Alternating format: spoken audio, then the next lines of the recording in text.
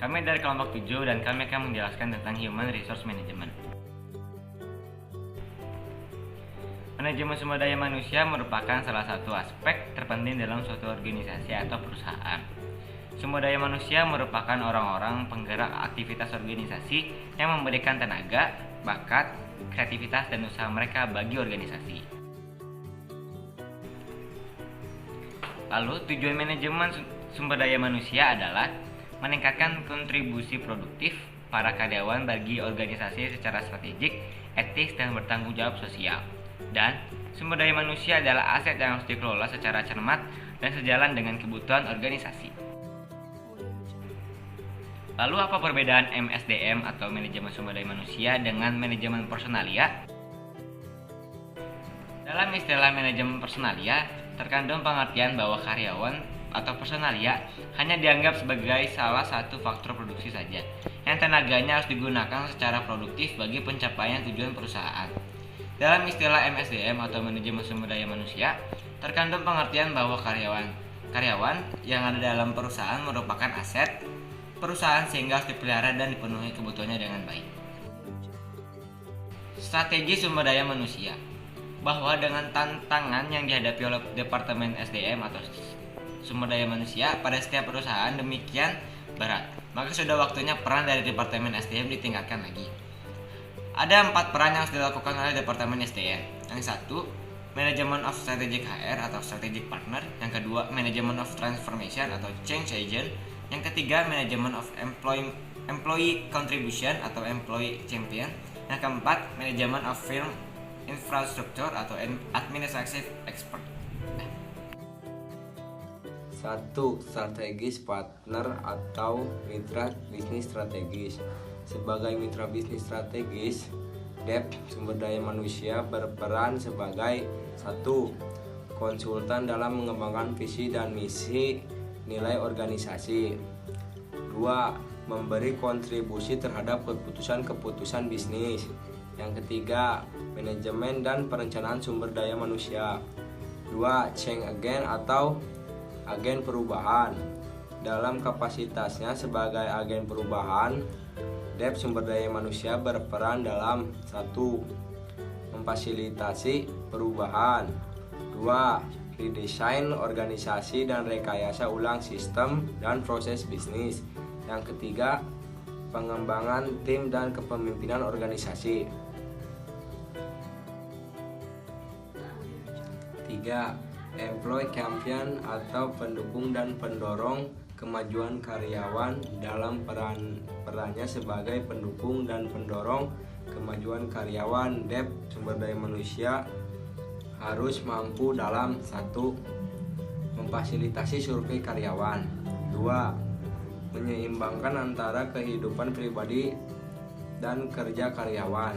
3. Komunikasi terhadap karyawan. 4. Administrative expert atau ahli dalam administrasi. Untuk setiap proses administrasi dapat berjalan dengan baik, maka peran DEP sumber daya manusia harus mampu melakukan 1.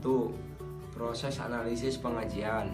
2. Proses rekrutmen. 3. Pelatihan. 4. Pemeliharaan data karyawan. Demikianlah peran-peran yang harus dilakukan oleh DEP sumber daya manusia dalam menatap masa depan perusahaan dari sisi pengelolaan sumber daya manusia perusahaan. Ruang lingkup manajemen sumber daya manusia. 1. Fungsi pokok manajemen sumber daya manusia. 2. Fungsi operasional manajemen sumber daya manusia. 1. Fungsi pokok manajemen sumber daya manusia. A. Fungsi perencanaan planning. B. Fungsi perorganisasian organizing. C. Fungsi pengarahan actuating. D. Fungsi pengendalian controlling. 2. Fungsi operasional manajemen sumber daya manusia. Terdapat 5 fungsi operasional manajemen sumber daya manusia. A. Pengadaan tenaga kerja. B. Pengembangan sumber daya manusia. C. Pemeliharaan. D. Kompensasi. E. Pemutusan hubungan kerja. A. Pengadaan tenaga kerja. Procurement, proses penentuan kebutuhan tenaga kerja dan cara pemenuhannya. Proses tersebut dilakukan dengan job analisis, lalu hasil informasi tersebut digunakan untuk menyusun 1. Job description, 2. Job specification, 3. Job standard. Sehingga dari 3 hal tersebut di atas akan dilakukan job evaluation untuk menentukan kompensasi pekerja. 1. Penarikan tenaga kerja, recruitment.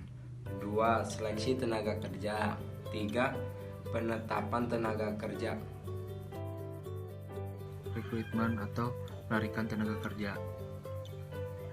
Berdasarkan perencanaan di awal, maka langkah selanjutnya adalah penarikan pegawai yang bisa dilakukan melalui berbagai sumber. Dari dalam organisasi rekrutmen atau dari luar organisasi rekrutmen. Terus ada juga seleksi tenaga kerja. Tujuannya untuk mencari atau memilih tenaga kerja yang sesuai dengan permintaan atau persyaratan dari suatu organisasi tentang posisi yang akan diisi. Terus ada juga placement. Penempatan tenaga kerja atau placement.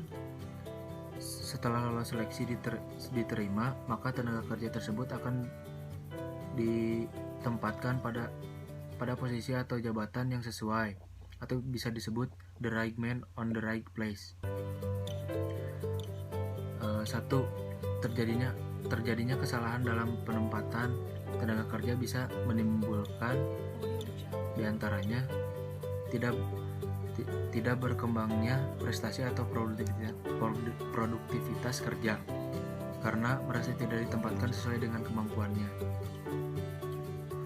Terus terjadinya konflik di dalam tim kerja. Terus tingginya turnover. Yang kedua, orientasi tenaga kerja baru. Tujuannya orientasi ini dilakukan antara tenaga kerja yang baru tidak stres atau frustasi menghadapi lingkungan baru. Yang B, pengembangan sumber daya manusia.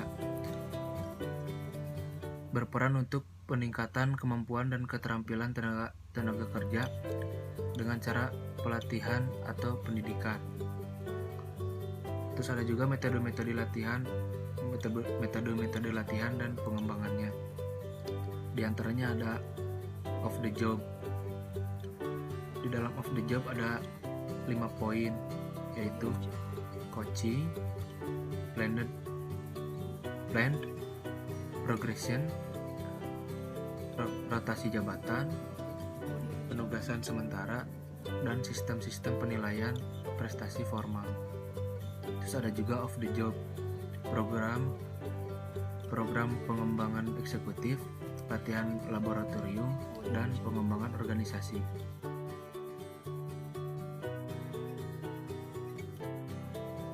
Pemeliharaan. Yang C, pemeliharaan.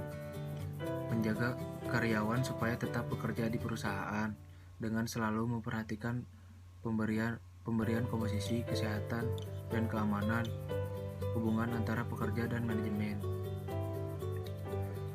Yang D, ada kompensasi, pembayaran kepada karyawan sebagai balas jasa untuk pekerjaan yang dilakukannya. 1. Ada tujuan pemberian komposisi. Ada 5 poin, yaitu berdasarkan perjanjian, hasil produktivitas, memacu motivasi dan kesejahteraan, terjamin tenaga kerja bekerja sesuai aturan, dan pengaruh serikat pekerja dan aturan pemerintah. Yang kedua, ada bentuk kompensasi. Ada 3 poin, yaitu upah harian atau mingguan. Yang kedua ada gaji. Dan yang ketiga jaminan kesehatan dan keamanan. Ada yang ketiga penentuan kompensasi ditentukan 3 faktor, yaitu kesediaan membayar. Perusahaan membayar suatu apa sesuai apa yang karyawan kerjakan.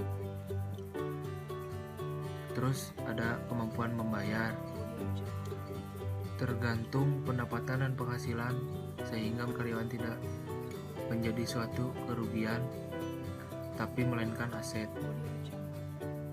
Terus ada juga persyaratan pembayaran, adanya aturan-aturan pemerintah.